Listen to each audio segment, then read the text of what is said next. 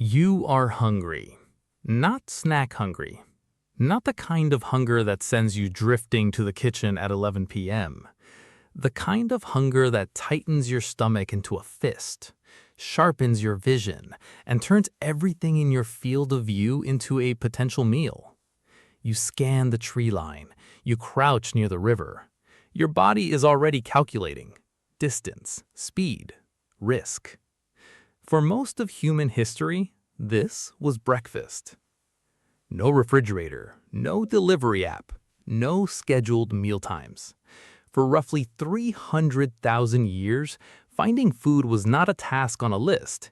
It was the entire point of the day. And the food your ancestors actually found, what they pulled from the ground, stripped from trees, dragged back to camp and cooked over open fire, looks almost nothing like what you ate today. Almost everything on your plate is less than 10,000 years old. The wheat in your bread, the sugar in your coffee, the rice, the corn, the cheese, the chicken breast, the olive oil. None of it existed in the diet your body was originally built to run on. And the gap between what you are eating and what your biology was shaped to expect may be responsible for more modern illness than almost anything else. So what did ancient humans actually eat? The honest answer is, it depends. It depends on when. It depends on where. It depends on the season, the landscape, the luck of the hunt, and the skill of the people doing the gathering. But the evidence, from fossilized bones, from ancient hearts, from plant material trapped inside a 100,000-year-old dental plaque, has started to paint a picture so varied and strange that it overturns almost everything the wellness industry would have you believe. Let's start with meat, because that is where most people start. Meat is what everyone assumes came first, and they are not entirely wrong. When researcher Michael Richards at the Max Planck Institute analyzed isotope ratios, chemical signatures locked permanently inside ancient bone collagen, he found that Neanderthals, the thick-boned human relatives your ancestors lived alongside and occasionally interbred with, were eating large land mammals at a rate comparable to top predators like wolves and lions. Woolly mammoths, cave bears, wild horses, reindeer. The bone assemblages recovered from sites like Vindia Cave in Croatia show cut marks from stone tools, not claw scratches. These animals were not scavenged after a lion was done with them. They were hunted, tracked, taken down deliberately. But here's where the story gets complicated. Hunting a woolly mammoth is not something that happens every Tuesday. It is a coordinated, dangerous, multi-day event that fails more often than it succeeds. A single successful kill could feed a group of 20 people for days. But what about the days in between? What happened during the long stretches when the hunt came back empty? Your ancestors ate everything else. And everything else is the part nobody talks about. Amanda Henry, now a researcher at Leiden University in the Netherlands, spent years studying the calculus preserved on ancient teeth. Calculus is fossilized dental plaque, the same hard mineral crust that a dentist scrapes off your teeth today. In ancient specimens, it traps and preserves whatever was in the mouth at the time of formation. What Henry found inside the plaque of Neanderthal teeth changed the conversation completely. Starch granules, plant cell walls, evidence of cooked barley, water lily roots, and wild legumes, beans essentially, eaten regularly enough to leave a trace in their teeth. These were not accidental contaminations, they were dietary staples. Your ancestors were not carnivores, they were not vegetarians, they were something that has no modern name. Extreme generalists who would almost eat anything the landscape offered. This is confirmed again and again in the archaeological record. At Ohalo II, a waterlogged site on the shore of the Sea of Galilee in Israel, researchers found the charred remains of at least 140 plant species that humans were consuming around 23,000 years ago.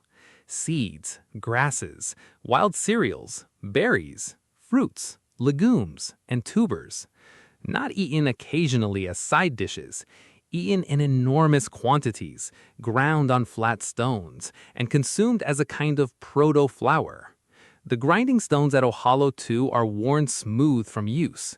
Someone was making paste. Someone was making flatbread 23,000 years before anyone planted a single field of wheat. Now let's reconstruct a day. It's roughly 70,000 years ago. You're camped near the southern coast of what will one day become South Africa. The sun has just risen over the Indian Ocean. Last night's fire is still emitting a thread of smoke. You do not eat immediately. Hunger, not a clock, determines the schedule. There's no concept of breakfast as a ritual. There is only what the body asks for and what the landscape can provide. The first food of the day is probably plant material.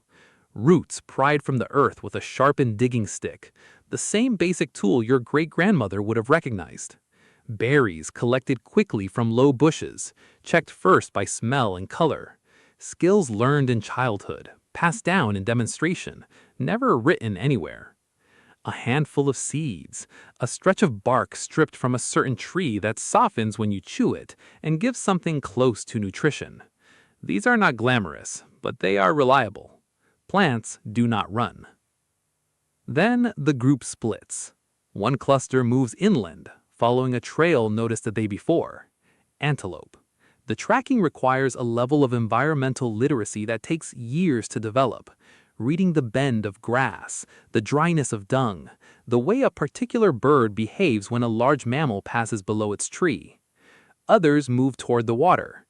Archaeological excavations at Pinnacle Point in South Africa, led by archaeologist Curtis Marion at Arizona State University, revealed that humans were systematically harvesting shellfish, mussels, limpets, wecks, at least 164,000 years ago. This is not accidental scavenging. The shells are cracked in consistent ways. The animals are collected in consistent seasons. This is planned, repeated behavior. It matters because marine food carries something inland food often doesn't: omega-3 fatty acids and iodine, both critical for brain development and function. Some researchers now argue that the coastline was not just a food source for your ancestors. It may have been a forcing environment, a place where the reliable, nutrient-dense food supply helped drive the accelerated brain growth that eventually produced abstract thought, language, and everything that followed. The sea may have fed the mind that made you human. Back at camp, a kill is made by late afternoon. A gemsbok, a large African antelope, brought down at a waterhole after hours of tracking. The carcass is butchered quickly. Hide, organs, marrow bones, meat. Nothing is wasted. The organs go first: the liver, the heart, the fat around the kidneys. These are the most nutrient-dense parts of any animal, and every foraging culture ever studied prioritizes them. The lean muscle meat you buy at a grocery store, the trimmed, bloodless, fat-free fillet, is by ancestral standards the least desirable part of the animal. The distribution of the kill is governed by rules as complex as any legal system. Richard Lee, the anthropologist whose landmark 1963 fieldwork with the Juhansi people of the Kalahari Desert became one of the defining studies of hunter-gatherer life, documented these sharing laws in detail. The hunter who made the kill received no special portion and no elevated status. The meat moved outward from the kill by kinship and need, not by hierarchy. Hoarding food was not just frowned upon. It was treated as a form of social violence. Exclusion, in a world without hospitals or grocery stores or the option to be alone, was effectively a death sentence. Food in the ancient world was fundamentally communal.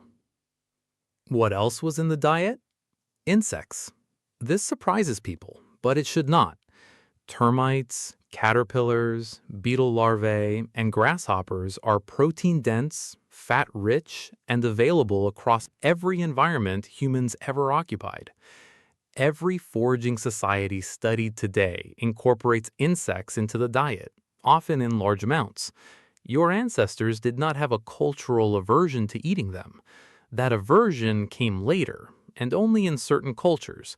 For most of human history, a fat white grub was not disgusting. It was dinner. Honey was another prized food. Wild honey, found in hollow trees or rock crevices, was one of the only concentrated sources of sugar available. Your craving for sweetness is not a flaw. It is an ancient signal that evolved because ripe fruit and honey were rare, valuable, and immediately rewarding to pursue. Every ancestor who felt a thrill at the discovery of a honeycomb lived to eat it and passed that thrill on to you. Then, fire changed everything. Richard Wrangham, the primatologist at Harvard University, has spent decades arguing that cooking was not just a convenience, it was a biological turning point. Cooking breaks down the cell walls of plants, releasing far more digestible starch. Cooking denatures protein and uncoils it in meat, making it far easier to absorb. A cooked meal delivers dramatically more usable calories per bite than the same food eaten raw. Comparative anatomy supports this. Your gut is shorter than a chimpanzee's relative to body size. Your teeth are smaller. Your jaw muscles are weaker. Your colon is reduced. Every one of these changes points to a body that has outsourced part of digestion to an external process, fire, and used the freed energy for something else. That something else is the organ running at 30 times the metabolic cost of resting muscle tissue, your brain. The counterintuitive truth is this: the ancestral diet was not better, not simpler, not some clean, optimized template waiting to be recovered and replicated. It was chaotic, unreliable, and subject to failure in ways that killed children regularly. Parasites lived in undercooked meat. Certain plants were toxic if prepared wrong. Famine was not a historical event. It was a recurring feature of normal life. Your body did not evolve to thrive on abundance. It evolved to survive oscillating, sometimes brutal cycles of feast and scarcity. Your fat cells, your insulin sensitivity, your drive to keep eating past fullness, these are not design flaws. They are solutions to a problem that no longer exists. You do not crave sugar because you are weak. You crave it because every single ancestor who hesitated in front of a wild beehive died before they passed their genes forward. The craving is 300,000 years old. The problem is that the honeycomb has become a supermarket aisle 100 meters long. The real answer to what ancient humans ate is not a list of approved foods. It's not a protocol or a pyramid or a philosophy you can buy. It is something messier and more human than any of that. It is 300,000 years of improvisation, of tracking animals across landscapes that did not care whether you survived, of sharing the kill with people who depended on you, of sitting beside a fire and eating something cooked for the first time and not knowing that it was quietly rewiring your brain. You're still running that same algorithm. Every time you open a refrigerator door and stand there, slightly dissatisfied, scanning the shelves without knowing what you're looking for, some part of you is still crouching by the river, still scanning the tree line, still solving the oldest problem your species ever had. You are still hungry in the way your ancestors were hungry. You have just run out of a world that knows how to answer it.